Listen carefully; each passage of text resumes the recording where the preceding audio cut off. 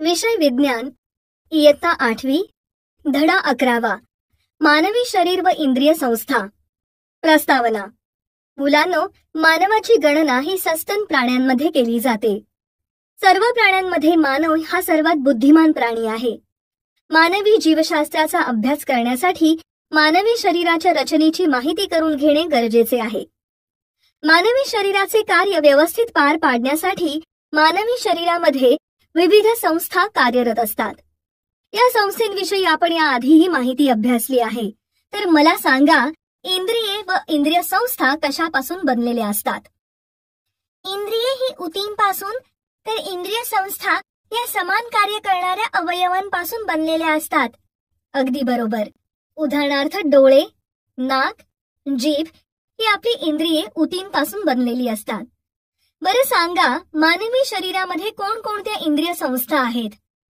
बाह्य उत्सर्जन संस्था, प्रजनन संस्था, रक्ताभिसरण संस्था, पचन संस्था, चेता संस्था, अस्थि संस्था, स्नायू संस्था या इंद्रिय संस्था मानवी शरीरामध्ये असतात. छान. या इंद्रिय संस्थेमुळेच सजीव आपले दैनंदिन काम व्यवस्थितपणे पार पाडू शकतात. बरं, तुम्ही गाढ झोपल्यानंतर तुमच्या शरीरामध्ये कोणती कार्य सुरू असतात? रक्ताभिसरण, पचन कार्य, श्वसन प्रक्रिया, पचन क्रिया ही कार्ये सुरू असतात. अगदी बरोबर. झोपल्यानंतरही आपल्या शरीरात या क्रिया सतत चालू असतात. मला सांगा, आपल्या शरीरात कोणकोणत्या जीवनक्रिया सतत चालू असतात?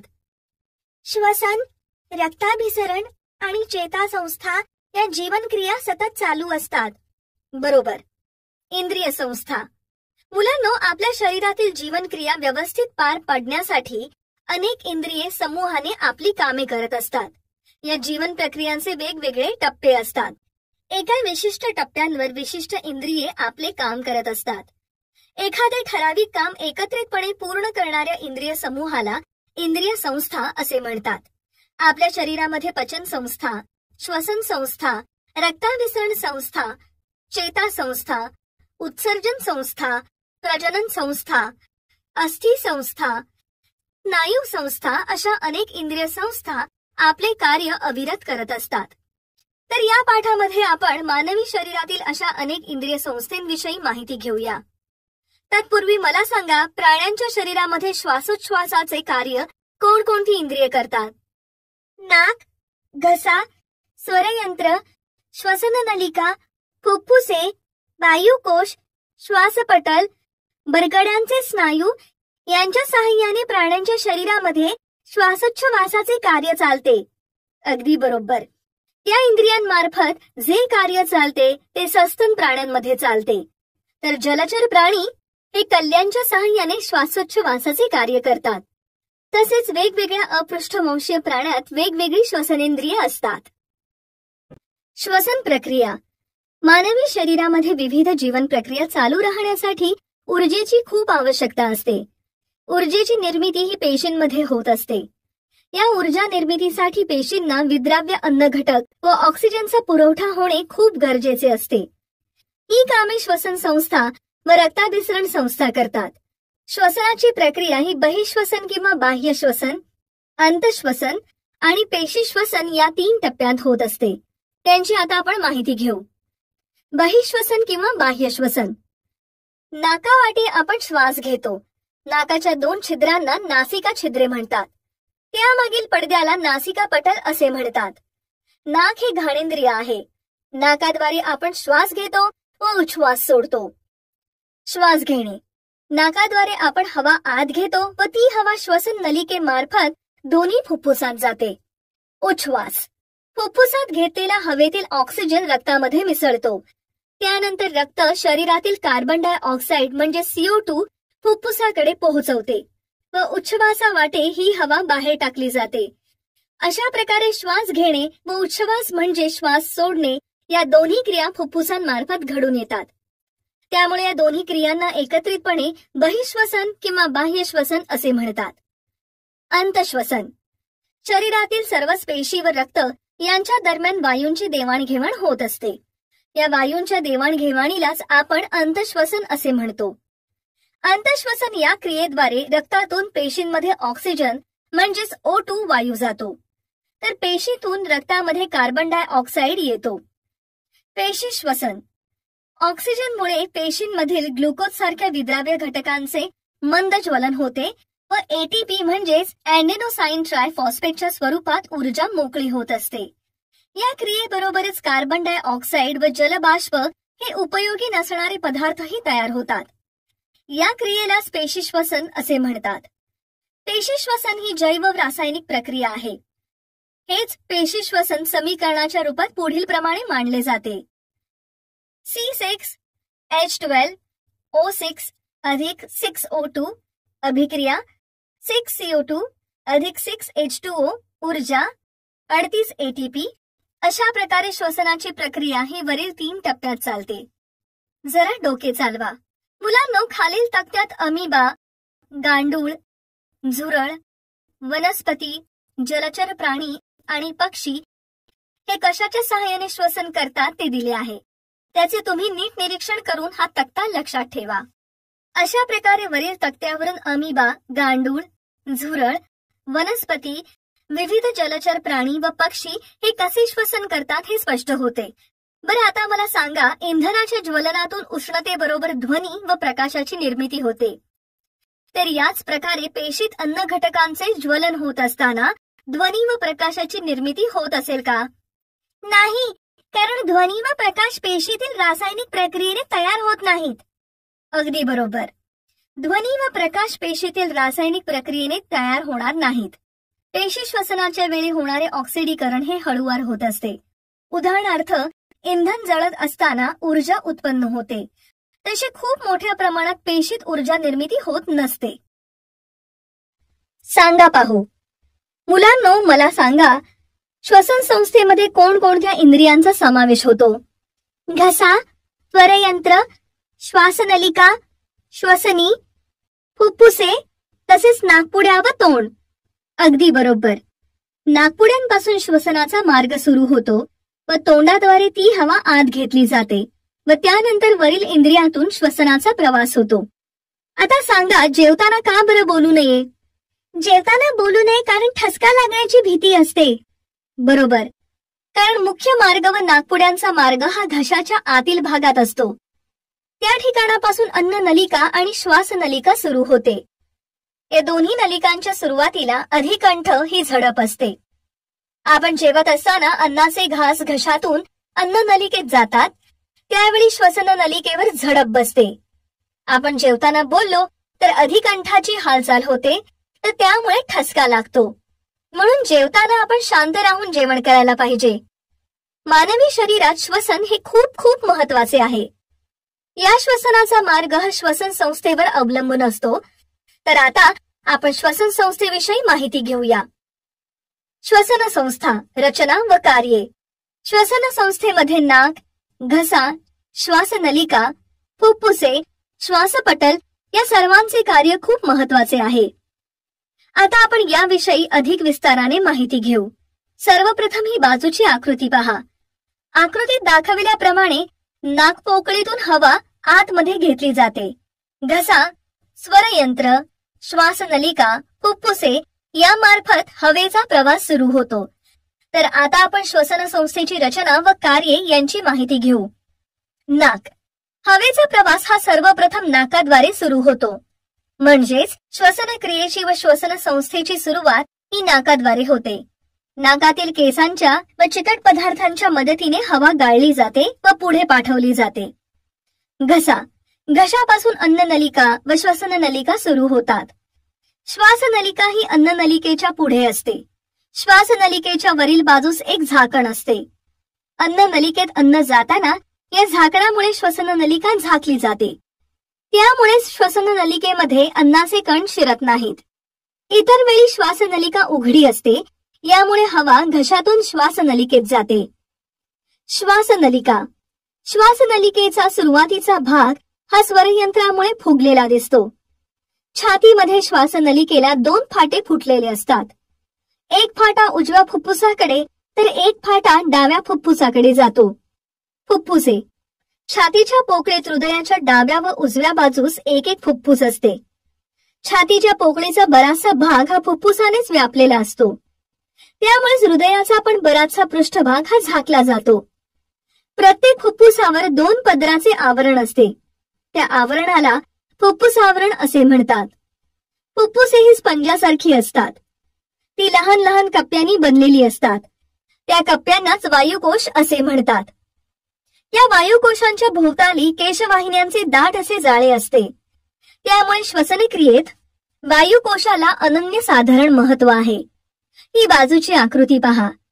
या आकृतीत दाखवल्याप्रमाणे वायुकोशावरील आवरण हे झिरझिरीत म्हणजे थोडे थोडे मोकळे असते. तसेच केशवाहिन्यांचे आवरण हे सुद्धा फार पातळ असते. या पातळ आवरणातून वायूची देवाणघेवाण सहजपणे होत असते. फुफ्फुसांमध्ये असंख्य वायुकोश असल्यामुळे वायूंच्या देवाणघेवाणीसाठी खूप मोठा विस्तृत पृष्ठभाग उपलब्ध असतो. अशा प्रकारे फुफ्फुसांद्वारे कार्य पार पडते. फुफ्फुसामध्ये होणारी वायूंची देवघेव.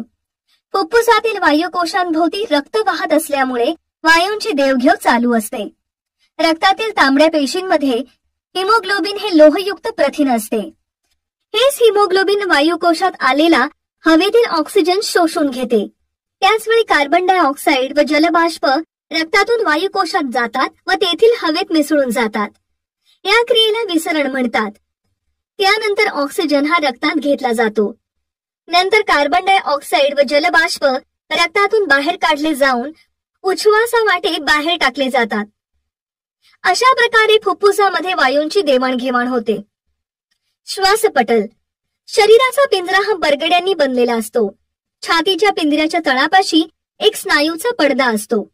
या पडद्यालाच श्वासपटल असे म्हणतात.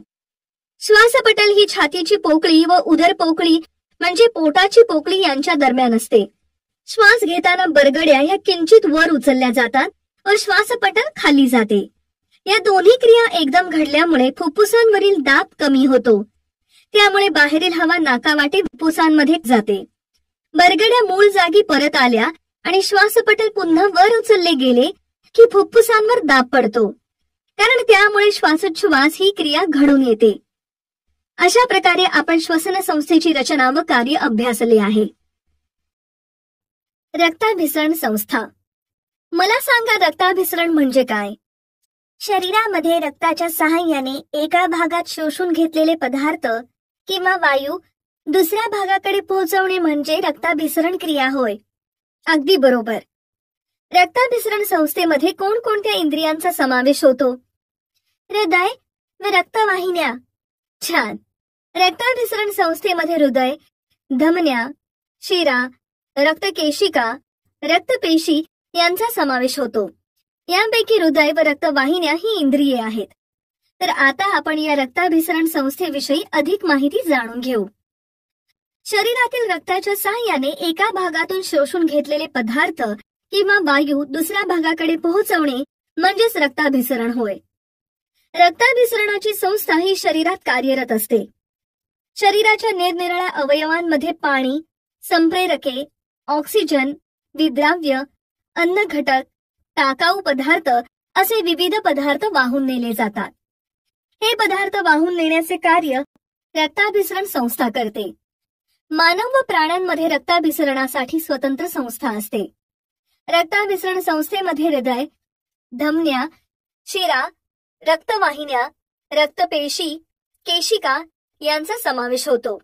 हृदय, रचना व कार्य. आता आपण हृदय या रक्ताभिसरण संस्थेतील महत्वाच्या इंद्रियाविषयी माहिती जाणून घेऊ. तुम्ही तुमच्या छातीच्या डाव्या बाजूला हात लावला तर तुम्हाला धडधड असा आवाज आल्याचे जाणवते. त्यालाच हृदय म्हणतात. हे हृदय बरगड्यांमागे दोन्ही फुफ्फुसांमध्ये थोडेसे त्याच्या डाव्या बाजूला कललेले असते. आपल्या हृदयाचा आकार हा आपल्या मुठी एवढा असतो.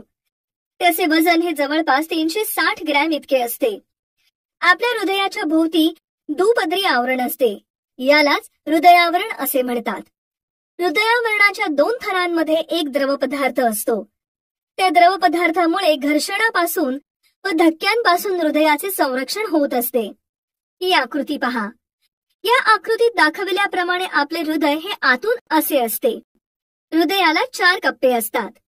त्यामध्ये डाव्या व उजव्या वरील बाजूस अलिंद म्हणजेच कर्णिका व खालील बाजूस निलय म्हणजेच जवनिका असतात. तसेच डावी व उजवी धमनी असते.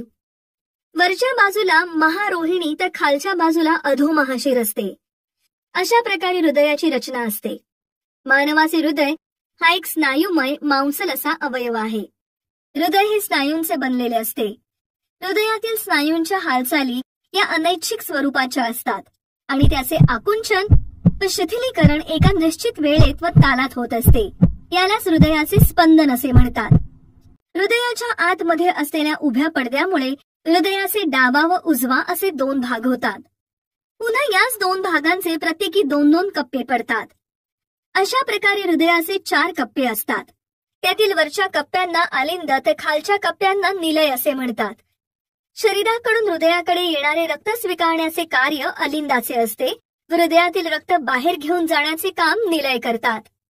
उजव्या बाजूला अशुद्ध रक्त असते व डाव्या बाजूला शुद्ध रक्त असते. उजव्या बाजूला शरीराकडून आलेले रक्त फुफ्फुसामध्ये जाते. नंतर फुफ्फुसामध्ये रक्तातील कार्बन डायऑक्साईड बाहेर फेकला जाऊन प्राणवायू शोषला जातो. हे रक्त हृदयाच्या डाव्या कर्णिकेत आणले जाते आणि तेथून ते डाव्या जवनिकेतून शरीरभर पोहोचवले जाते. अशा प्रकारे हृदयाचे कार्य चालते.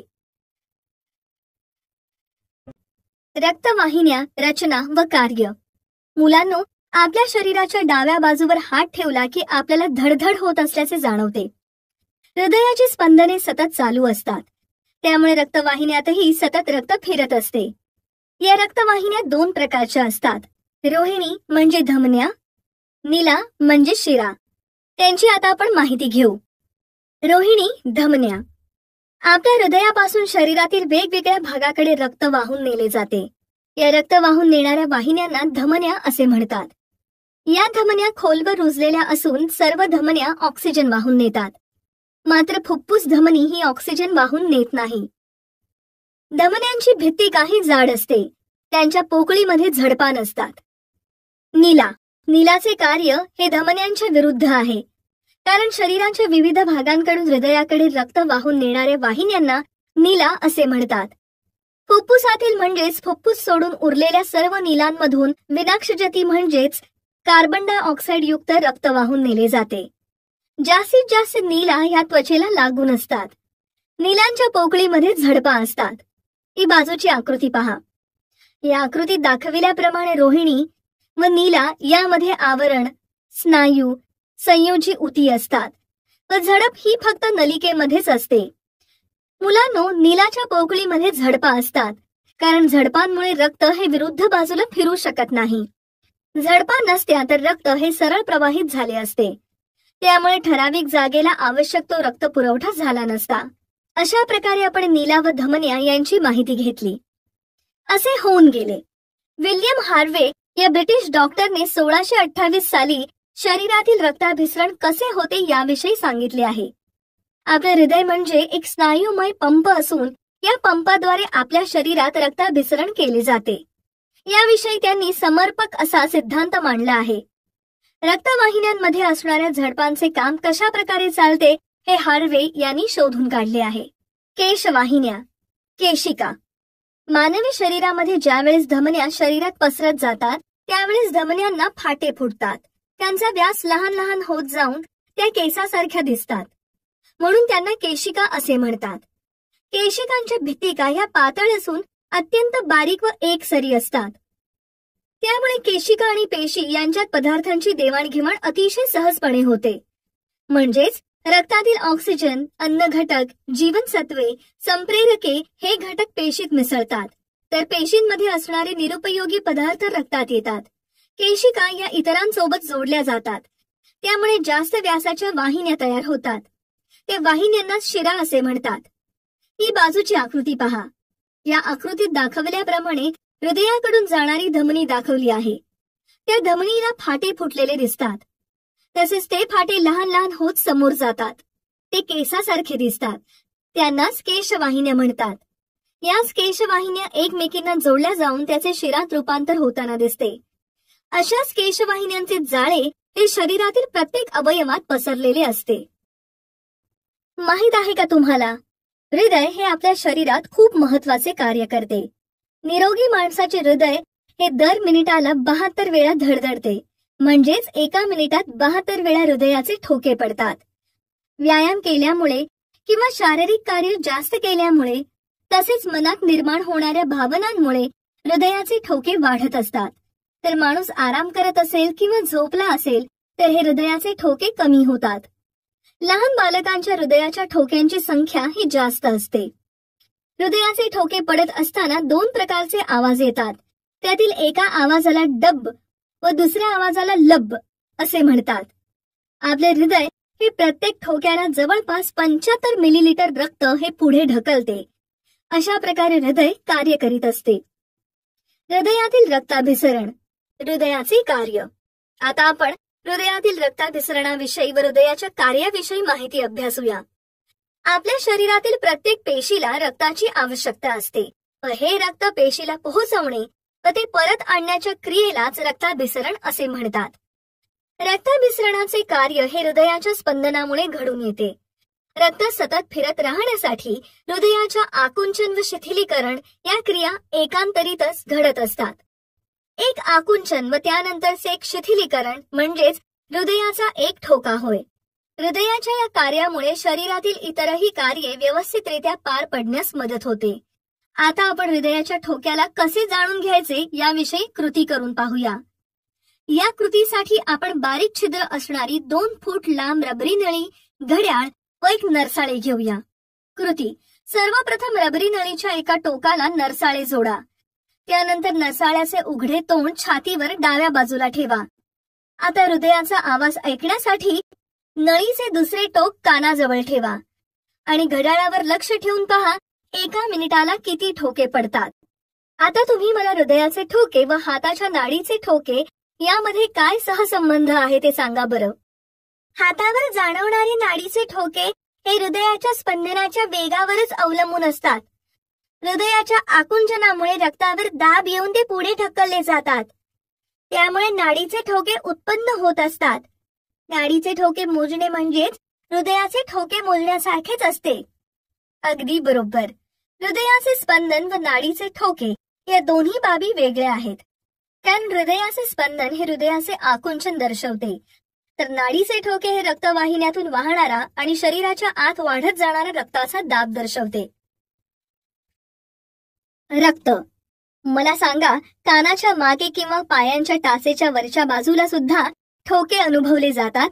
हे ठोके कशामुळे होतात? ज्यावेळी रक्त धमनीतून वाहते त्यावेळेस त्या धमन्या प्रसरण पावतात. वाहणाऱ्या रक्तप्रवाहामुळे हे ठोके शरीराच्या सर्वच भागात आपल्याला अनुभवायला मिळतात. अगदी बरोबर. रक्त हे वाहत असल्यामुळे आपल्याला ठोके अनुभवायला मिळतात. रक्त शरीरात सर्वत्र वाहत असते म्हणून बोट कापले किंवा जखम झाली तर रक्त शरीरातून बाहेर येते.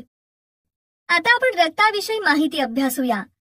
रक्त हा शरीराच्या सर्व भागातून वाहणारा तांबड्या रंगाचा अर्धपारदर्शक द्रव आहे. सूक्ष्मदर्शिकेखाली रक्ताच्या थेंबाचे निरीक्षण केले तर त्यामध्ये मोठे कण असल्याचे दिसून येते. हे कण म्हणजेच रक्तपेशी होत. या थेंबामध्ये प्लाझ्मा नावाच्या पातळ द्रवात या पेशी तरंगत असतात. रक्त हा एक प्रवाही व लाल रंग असलेला पदार्थ आहे. रक्त ही एक द्रायू संयोगी उती आहे. ऑक्सिजनयुक्त रक्ताचा रंग हा लाल भडक असतो व त्याची चव खारट असते. मानवी शरीरामध्ये शरीराच्या 8% वजनाएवढे रक्त असते. त्याचा सामू 7.4 इतका असतो. रक्त हे रक्तद्रव म्हणजेच प्लाझ्मा व रक्तपेशी या 2 प्रमुख घटकांनी बनलेले असते. म्हणून आता आपण या 2 प्रमुख घटकांविषयी माहिती जाणून घेऊया. रक्तद्रव, प्लाझ्मा. रक्तद्रव हा फिकट पिवळसर रंगाचा व काही प्रमाणात आम्लारीधर्मी द्रव असतो. रक्तद्रवामध्ये 90% ते 92% पाणी, 6 ते 8% प्रथिने, 1 ते 2% असेंद्रिय क्षार व इतर काही घटक असतात.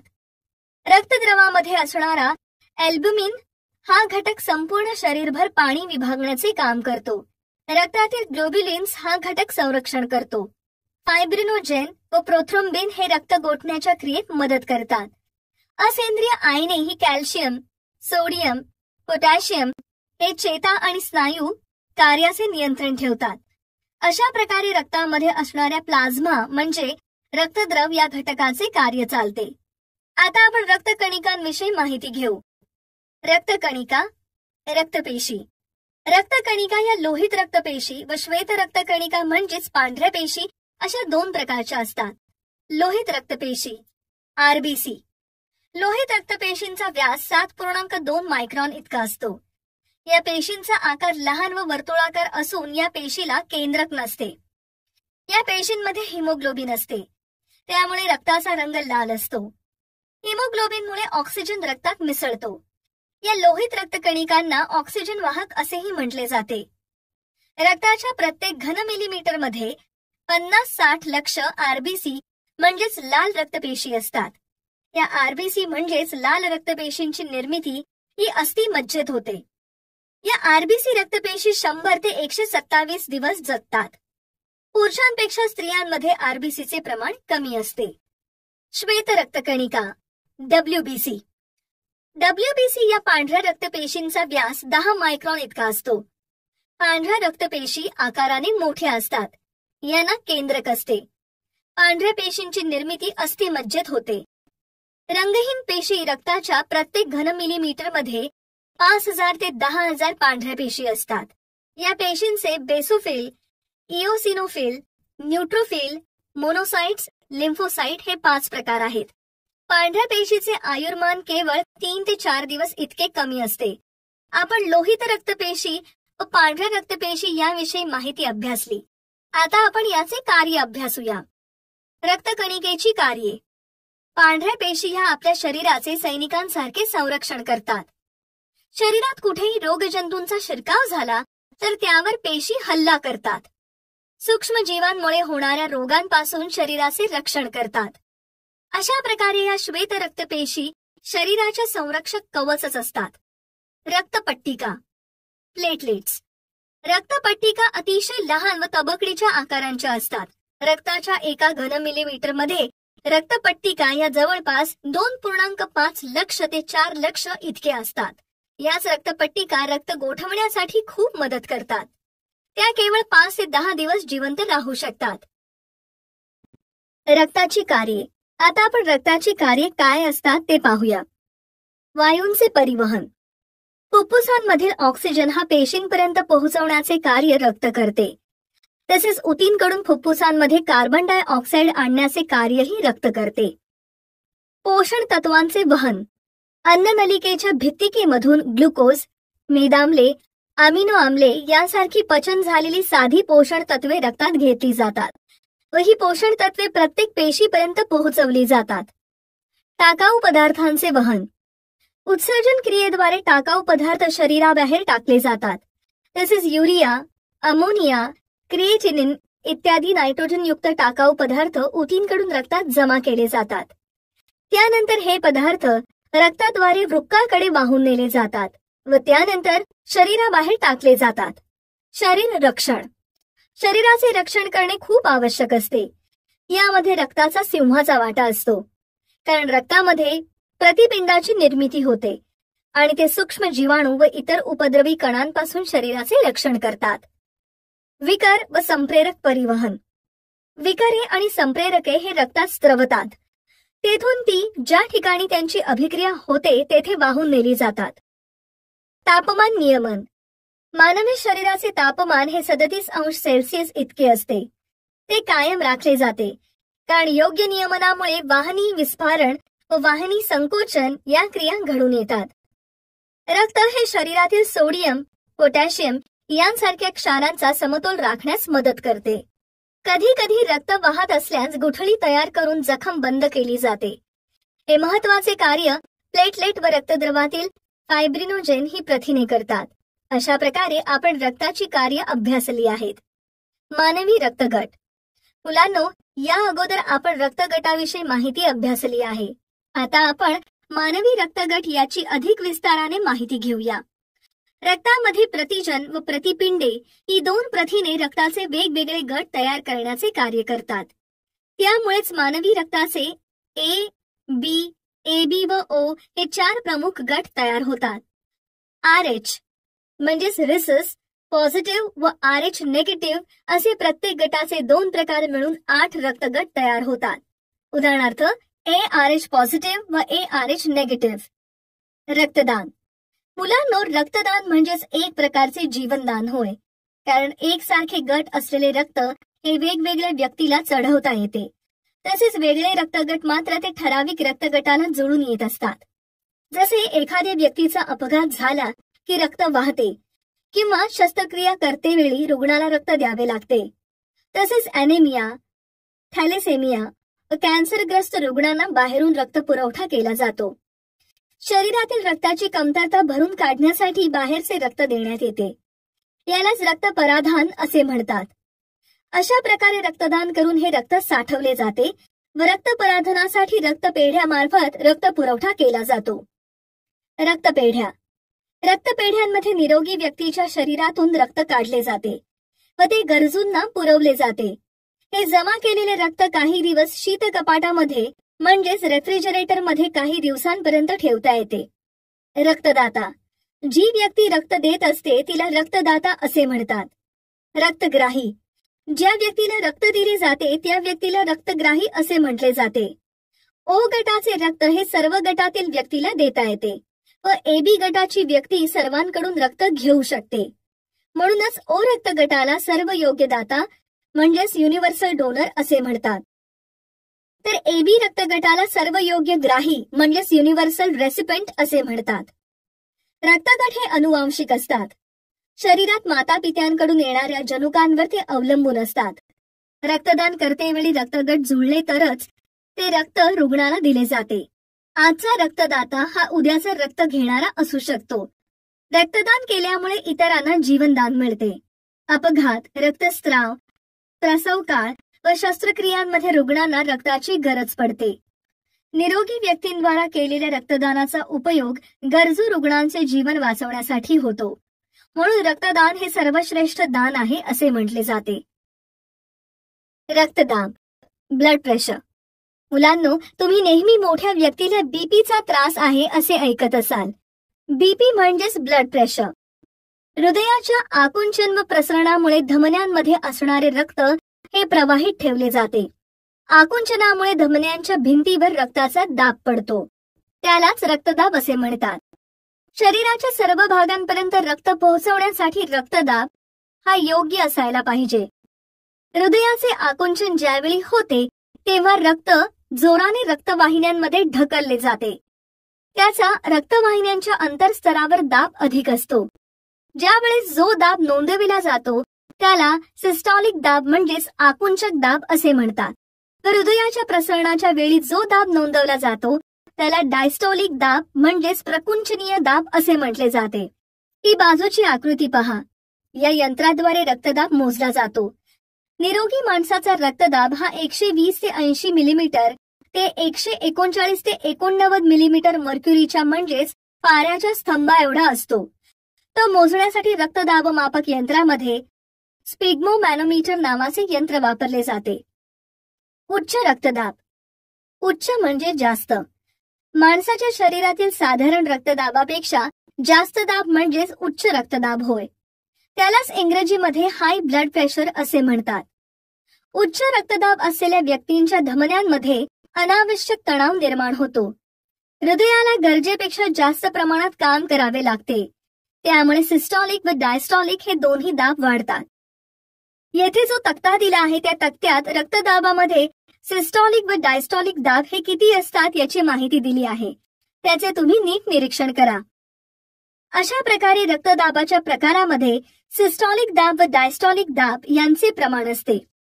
A, B व O या रक्तगटाचा शोध इसवी सन 1900 साली डॉक्टर कार्ल लंडस्टेनर या शास्त्रज्ञांनी लावला. त्याबद्दल त्यांना 1930 साली नोबेल पारितोषिकही देण्यात आले. तर AB या रक्तगटाचा शोध डिकास्टेलो व स्टर्ली या शास्त्रज्ञांनी 1902 साली लावला. शास्त्रज्ञांच्या या शोधामुळे रुग्णांचे प्राण वाचवण्यात डॉक्टरांना यश येत आहे. तर मुलांनो, रक्ताविषयी काही महत्वाच्या गोष्टी पुढील प्रमाणे आहेत. आपल्या शरीरात नवीन रक्त सतत तयार होत असते. रक्तदान करणाऱ्या व्यक्तीकडून एका वेळी 350 ml इतकेच रक्त घेतले जाते. व तितकेच रक्त त्या व्यक्तीच्या शरीरात 24 तासात पुन्हा तयार होत असते. गर्भावस्थेत असणाऱ्या व स्तनपान करणाऱ्या स्त्रियांना रक्तदान करता येत नाही. रक्तदान करत असताना किंवा केल्यानंतर कोणताही त्रास होत नाही. वयाची 18 वर्ष पूर्ण असलेली निरोगी व्यक्ती वर्षातून 3 ते 4 वेळा रक्तदान करू शकते. रक्तशास्त्र, हेमॅटॉलॉजी. मुलांनो, रक्तशास्त्रामध्ये रक्त तयार करणारे अवयव आणि रक्ताचे रोग यांचा अभ्यास केला जातो. रक्ताच्या सर्व रोगांचे निदान करणे व त्यानंतर उपचार करणे याविषयीचे संशोधनही वैद्यकीय शाखेमध्ये केले जाते. अशा प्रकारे आपण या पाठामध्ये मानवी शरीर व त्यातील इंद्रिय संस्था याविषयी अधिक विस्ताराने माहिती अभ्यासली आहे.